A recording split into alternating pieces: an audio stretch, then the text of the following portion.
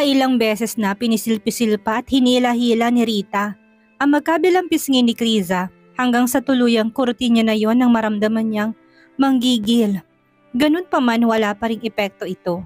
Nanatiling nakayok-kayok ang ulo ni Kriza na animoy nasa malalim pa rin ito ng mahimbing na pagtulog. Ni hindi nga ito dumilat man lang kahit na saglit. Ilang saglit. Hay nako, total, may Nick Bentakot ka naman na pala ngayon. Ano pang kinatatakot mo na pumunta ng class reunion natin? Pumunta tayo girl, may lalaki may pagmamalaki ka na sa kanila. Hindi lang basta normal na gwapong lalaki, kung hindi makapangyarihan at sikat pa siyang abogado. Bukod sa ubod na ng yaman nila ay tsak na nakainggitan ka ng lahat kapag nakita at nalaman nilang isa pa siyang sikat na abogado. Malakas na wika ni Rita. Habang nakakalokan tingin ng mga mata niya sa mukha ni Kriza. Naglalaro na sa isipan ang mga kalokohan at reaksyon ng kanilang mga dating kaklase. Hindi mo kailangan maging tanga at magmukhang kawawa sa harapan nila. May malakas na bala ka ng panlaban sa kanila. Hindi mo kailangan matakot sa kanila, sa halip ay dapat na maging taas noo ka sa harap nila. Agad na tinawagan ni Rita ang organizer na magiging class reunion nila. Pala desisyon siya kaya siya na ang magde-decide na alam niyang kahit tanggihan ng kaibigan wala na rin itong magagawa kung hindi ang sumama. Pareho kaming dadalo ni Kriza sa class reunion natin sa susunod na Sabado. Pakilista na lang ang pangalan naming dalawa. Hindi nga, seryosong pupunta ka Rita? At masasama mo si Kriza? Baka naman niloloko mo lang kami. Pinapaasa. Oo nga, darating kaming magkasama ni Kriza. Wala naman siyang dapat na ikahiya sa inyo Kaya bakit siya matatakot, hindi ba? Okay, sige Rita. Ililista kong pangalan niyo sa mga attendee. Hihintayin namin kayo sa venue. Aasahan namin pupunta kayo. Oo na, see you on Saturday na lang. Pagkasabi nito, masayang binabana ni Rita ang cellphone niya. Alam niyang maraming may gustong makitang nakalugmok si Kriza. Hinang-hina, lalo na't naniniwala sila sa mga pinagsasabi ni Ami. Gusto nilang makitang gumagapang ang kaibigan niya na hindi nila alam na may ibubuga pala. Halos umabot ang ngiti niya sa tenga nang maupo na siya sa harapang upuan at tinitigan niya mabuting mukha ni Kriza na himbing pa rin. Nangalumbaba na siya sa harapan ng kaibigan. Ilang ulit na iniisip na ang swerte naman ng kaibigan niya. Girl, wag mo na siyang pakawalan ha? Naku, jackpot ka na sa kanya. Wag mo nang hayaang makawala pa siya sa hawak mo. Nang dumating sa maingay na lugar si Nick ay hindi na si Rita nakaramdam ng anuman takot sa abogado. Nakasuot pa rin ang binata ng formal na damit na halatang kagagaling pa lang nito sa kanyang trabaho. Light gray polo shirt at itim na pantalon yon na mas nagpalitaw sa itsura ng binata sa pagiging edukado at may mataas na propesyon. Putok ang mga muscles niya sa braso na doon pa lang ay halatang babad ito sa gym. Ang kanyang dibdib ay lalo pang nadipina habang papalapit sa pwesto ni Kriza. Kahit na merong suot naman itong damit, lihim na napangisi na doon si Rita nang ma-imagine na niya ang sensual na kaganapan sa kanilang pagitan ng kanyang kaibigan. Hindi na siya inosente pagdating sa bagay na yon dahil meron naman na siyang asawa. Hindi na niya maiwasang mamula rito ang muka. Sa kanyang paningin ay bagay na bagay sa abogado ang kanyang kaibigang si Kriza. Kung kaya naman, ang lihim at paulit-ulit niyang hinihiling ay huwag na sana silang magkahiwalay pa. Sila na lang sana hanggang huli ang siyang magkatuluyan. Walang pakundangan niyang itinaas na ang isa niyang kamay upang kunin ng atensyon ni Nick na nakatayo lang doon at palingaling ang mga mata na batid niyang hinahanap ng pwesto nila kung saan ito. Dito, Attorney Bentakort, sigaw ni Rita kahit pa alam niyang hindi naman siya nito maririnig. Nang dahil sa ingay ng buong paligid. Nandito kami ni Chris, Attorney. Agad na nahanap sila ni Nick dahil sa galaw ng kamay ni Rita na pareho na nakataas. Seryoso ng mukha ng humakbang na si Nick palapit sa table ng dalawang babae. Naagaw ng pansin ng mga babaeng naroon ang mga matay naghahabol pa rin ang tingin sa bulto ng katawan ni Nick. Kumikislap ang mga mata ng mga babaeng naroroon na halatang agad na tinamaan sa angking kagapuhan ng binata. Yung iba pa sa kanila ay tumayo, hinarangan ang daanan niya at iniumang ang palad upang makipagkamay at makipagkilala sana. Ngunit nilagpasan lang sila ng supladong si Nick. Ang mga mata nito'y nanatiling nakatingin sa table ni Kriza. Sa gitna ng dilim ay parang talang kumikinang ang kanyang muka nang dahil sa maputing kutis nito. Ay, ang suplado naman. Hoy, tama na, marinig ka. May kasama eh. Oo nga, tika na pala. Sayang, ang gwapo at ang amoy mabango. Better luck next time na lang siguro tayo. Maghihiwalay din yan sila. Hindi sila magtatagal dahil hindi naman sila bagay. Kung ano-ano pang naririnig ni Nick, ngunit hindi naman yon pinansin ng binata. Hindi silang pinunta dito kung hindi si Kriza. Seryosong tumango lang siya kay Rita na bago pa man makapagsalita pagkalapit niya sa table nila ay nagawa na niya kagad na yumuko upang buhati ng walang ring kamalay-malay na katawan ni Kriza.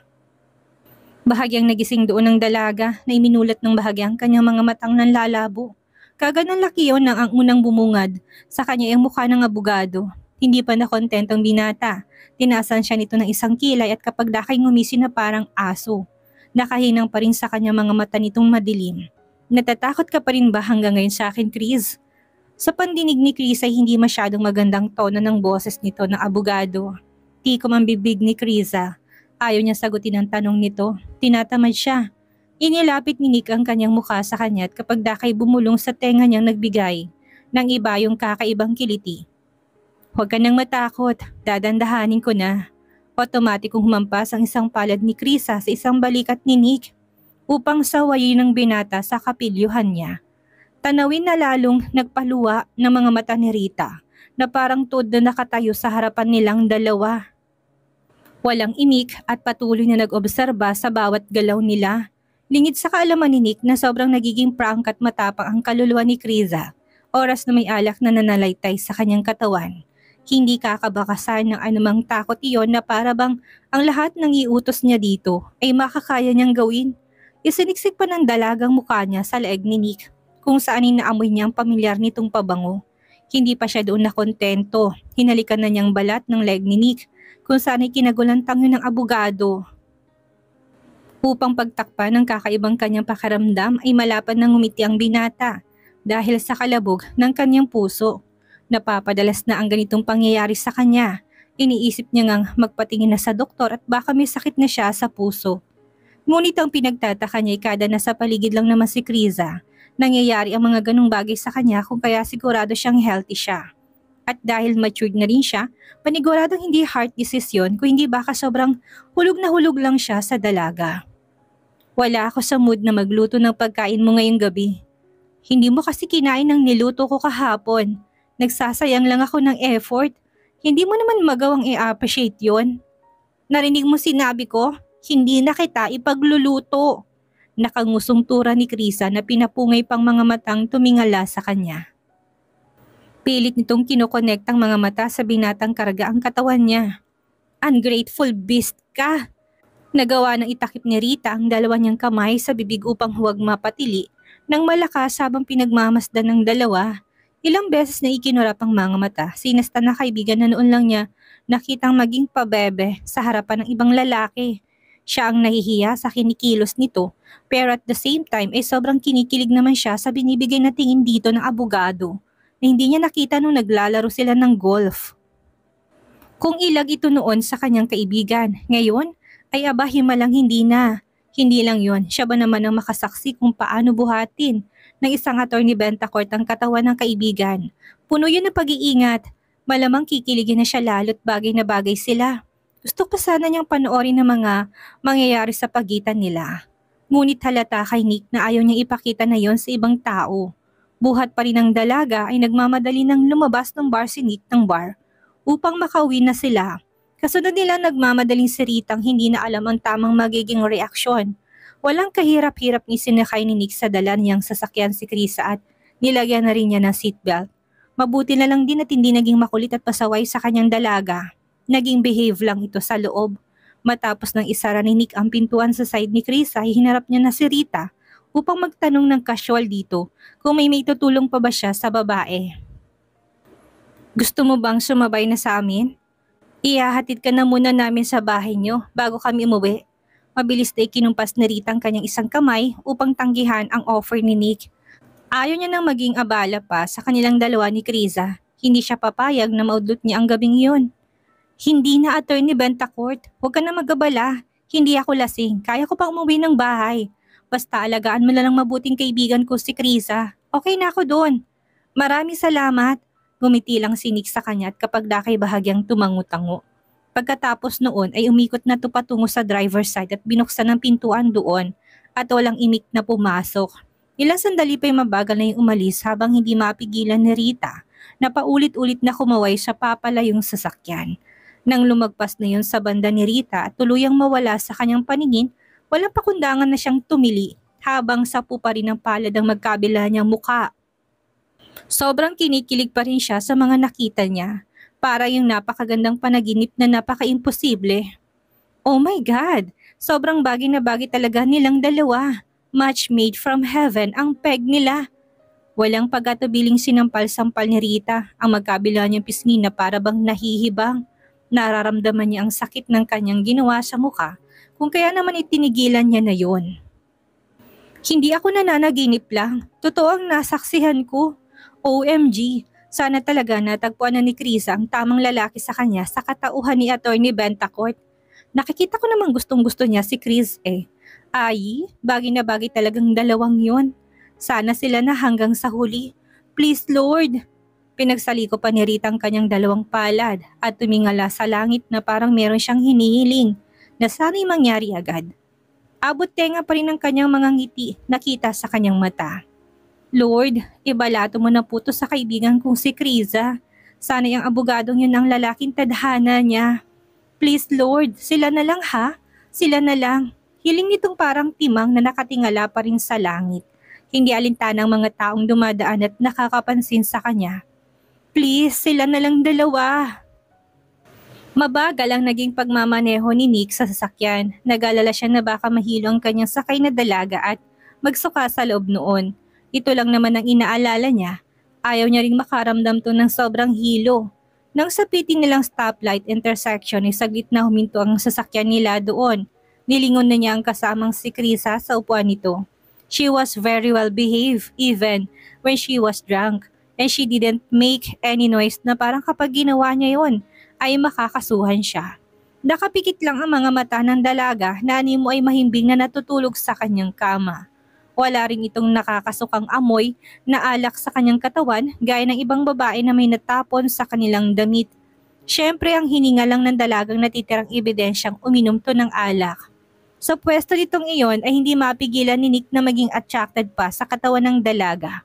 Para kasi itong batang pagod na pagod sa maghapon. Ang maamo at maliit nitong muka ay namumula nang dahil yun sa alak na kanyang ininom.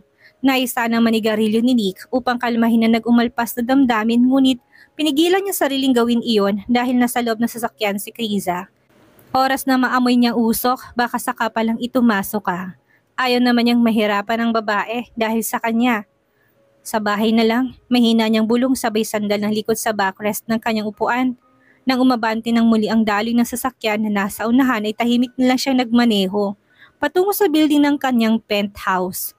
Unti-unting dinilat ni Chris ang kanyang mga mata na bagamat nakaramdam siya ng hilo ng maramdaman ang pagtigil ng sasakyan kung saan sila lulan. Nasa bahay na ba tayo? Nagpalinga-linga na sa labas si Krisa na tila naghahanap ng familiarity sa lugar kung saan nakagarahe. Sunod-sunod namang napalunok ng laway si Nick. Natutuliro na siya dahil hindi na niya kayang pigilan pa ang kanyang sarili. Kailangan na niyang mailabas ang lahat ng iyon dahil baka sumabog na siyang bigla. Sinubukan ni Krisa ang abutin ng handle ng pintuan upang buksan na yon, ngunit mabilis naman niyang hinawakan na ng lalamig na kamay ni Nick. Napaangat na mga matang nanlalabo ng dalaga sa kanya. Ang kalmadong mukha ni Nick ang sumalubong sa kanya. Nakakaibang pinupukol na mga tingin sa kanya. Hindi niya maintindihan ang halo-halo nitong emosyon na sa tingin niya dinadaya lang siya ng kanyang mga mata.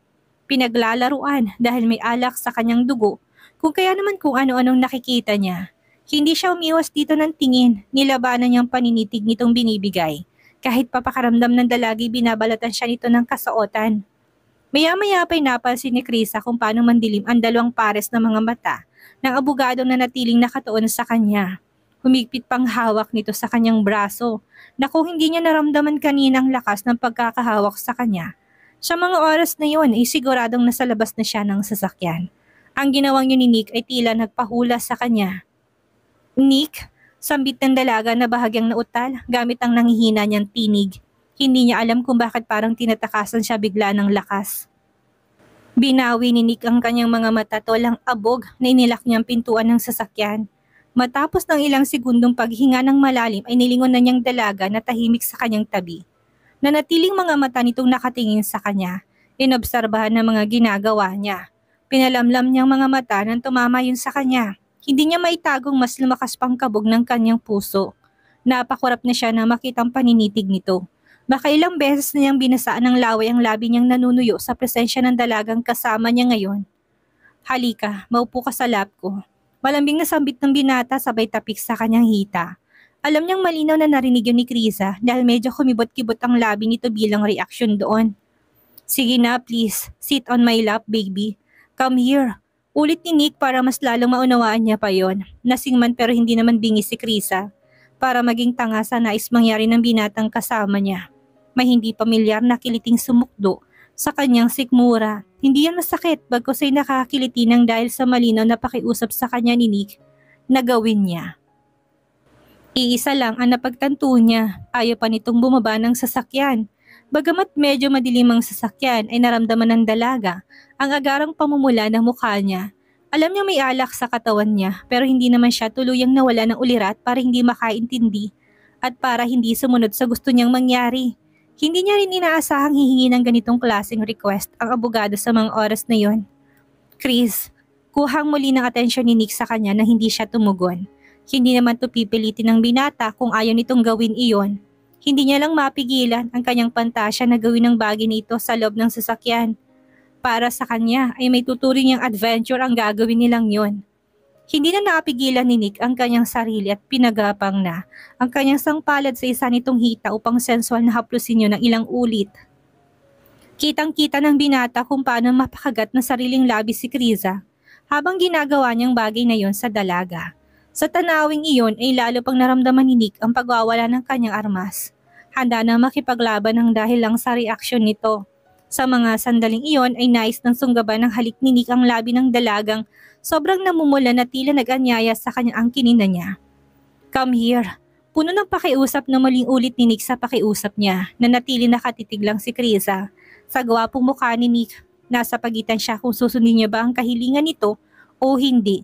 Walang ano-ano'y tinanggal niya ang nakapulupot pang seatbelt sa kanyang katawan. Hindi pa rin inaalis ang kanyang mga mata sa mukha ng binatang animoy ginayuma siya. Walang imik na umusod siya palapit sa katawan nito at walang pag-alinlangan. Nakumandong na siya paharap sa kanya. Otomatikong yumakap ang dalawang braso ni Nick sa palibot ng bewang ni Kriza at inabot ng ilang minutong labi nito upang masuyong halikan. Yumakap naman ng dalawang braso ni Kriza sa leeg ni Nick, masuyot marang hinaplos ang ulo ng binata na nagbigay pa ng sigla at gana sa ginagawa niya. Thank you baby. Sambit ni Nick sa pagitan ng kanilang mga halik na maya-maya pa'y bumaba na sa leeg ni Kriza na nagpatingala na sa babae. Mairing na ipikit ni Chris ang kanyang mga mata. Hinayaan lang si Nick na mag-initiate ng gusto nitong mangyari sa pagitan nilang dalawa. Buhol-buhol ng isipan ng dalaga. Hindi niya ma-imagine na magagawa niyang bagay na yon sa loob ng sasakyan. Ngunit batid niyang hindi niya naman pwedeng pigilan ang nagiinit na katawan ngayon ng abogado na halatang wala na sa kanyang sarili. Langong-lango na ito sa nararamdaman nitong init ng katawan. Ang tanging magagawa na lang niya ay ang pabayaan to't sabayan na sa ganun ay ma-enjoy din niya ang moment nilang dalawa. Nagising si Kriza bandang 12:00 na ng hating gabi. Nang ilingan niyang mga matay natagpuan niya ng sarili sa loob ng silid. Taliwas yon sa kanyang naalala na nasa loob sila ng sasakyan ni Nick. Pagkatapos kasi nilang magnig ng binata hindi niya namalayan nakatulog siya sa matinding pagod. At heto na siya ng magising. Nasa loob na ng penthouse. Magulong isipan, hindi alam kung paniginip bang nangyari sa kanila o hindi. Iinot-inot siyang napaupo sa ibabaw ng kama. Kinamot ang ulot binalikan ng mga nangyari sa bar at sasakyang sumundo niyang abogado. Sige, inom pa. Si Nick nakatayo sa may pintuan. Akma na sana siyang magsisend ng message kay Rita ngunit naputo lang. Bakit ka ba uminom? Wala ka bang plano magluto ng dinner? Mabilis na pumanaog ng kamang dalaga, hindi pinansin ang pananakit ng kanyang masalang parte ng katawan na nasa pagitan ng mga hita. Anong gusto mong kainin? Magluluto ako. Humakbang na si Kriza palabas ng pintuan, ngunit agad siya nitong hinarang.